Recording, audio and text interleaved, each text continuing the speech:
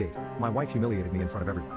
Part 2. My wife's best friend contacted me and asked what had gone on. My wife had told her only part of what happened, so I filled her in on all the gory details. To say she was shocked was an understatement.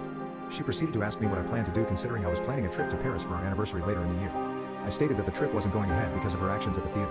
My darling wife still hasn't apologized for her outburst. She still claims that she may have overreacted slightly, to use her exact words. Beth promptly called my wife and put her on speakerphone. Beth then proceeded to tear her a new one.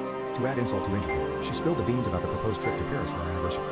My wife proceeded to gush, saying that she knew I'd get over it as I couldn't say no to her. Her happy mood disappeared when Beth informed her that I'd canceled minutes ago. I've also spoken to a solicitor concerning the separation and eventual divorce. I recently renewed my passport, and when it arrived, my wife's first reaction was to ask if the trip to Paris was back on. I replied, or rather snapped back at her, that no, it wasn't back on, and the possibility of it ever being planned again was virtually zero.